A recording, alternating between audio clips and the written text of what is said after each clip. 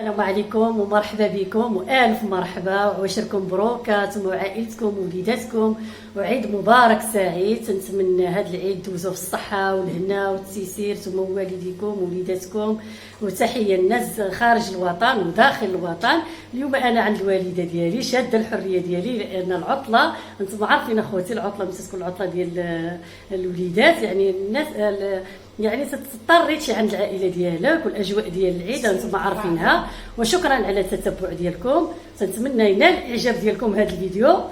وهذه الاخت ديالي شيماء تتقول لكم ديروا لايك فضلا وليس امرا. واليوم نشارك معكم العشيوي ديالي خفيف ظريف اللي حضرت فيه واحد شلاضه يعني خفيفه، وانتم تشوفوا معايا وشاركوا معايا هذا الفيديو من الاول حتى الاخر. وشكرا على التتبع ديالكم وبقاو معايا.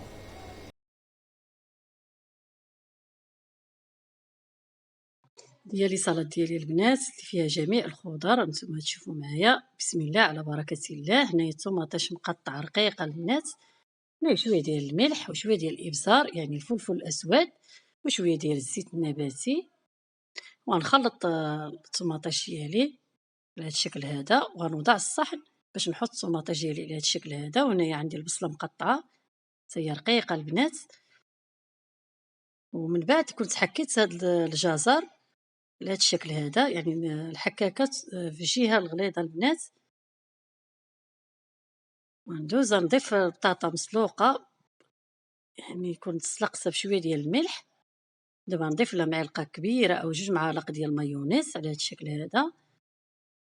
ونضيف لها شويه ديال الابزار، ما نضيفلاش البنات الملحه لحتاش المايونيز راه فيها الملحه وفيها كل شيء.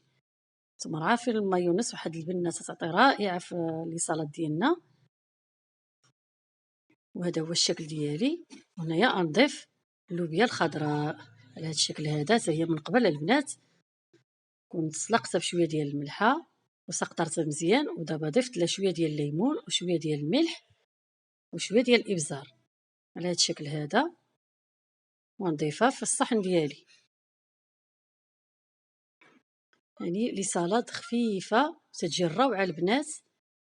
وهنايا نضيف شويه ديال الفلفله بعد ما شويتها وغسلتها وخليتها تقطرت مزيان وقطعتها على هذا الشكل هذا. ونضيف لها شويه ديال الحامض يعني الليمون، وندير لها شويه ديال الابزار وشويه ديال الملح وشويه ديال الزيت. ونخلط الشكل الفلفله على هذا الشكل هذا ونضيفها في الصحن. يعني انا اختلفت الشكل ديالي ديال لي سالاد في هذا الالوان هذا. يعني شفت يعني الطوماطيش قدام اللوبيا الخضراء قدام البطاطس قدام الجزر يعني، والفلفله جات قدام البصله مقطعه يعني باش تعطيني واحد الشكل رائع. وانا لي سالاد خفيفه وبسيطه. وهنايا ضفت البيض محكوك من قبل سلقته البنات وحكيته على هذا الشكل هذا. ودابا نضيف المايونيز ديالي ونستف الحامض يعني الليمون قطعته على شكل دائري على هذا الشكل هذا. وهذا هو لي سالاد ديالي، جاتني روعه وبسيطه البنات. وانا دائما تشارك معكم الوصفات البسيطه يعني في الاعياد ديال الاضحى. يعني تنشارك معكم بان ماشي اللحم بوحديتو، تندير لي سالاد دائما لوليداتي بالخضر.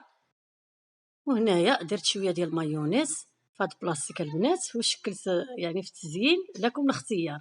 وهنايا ضفت المايونيز فوق البيض ديالي، يعني حنا تنعجبنا المايونيز ولكم الاختيار. وهذا هو الصحن ديالي بعد ما وجدت هاد لي سالاد. جات الروعه البنات، تنتمنى تجربوها. وشكرا على المتابعه ديالكم.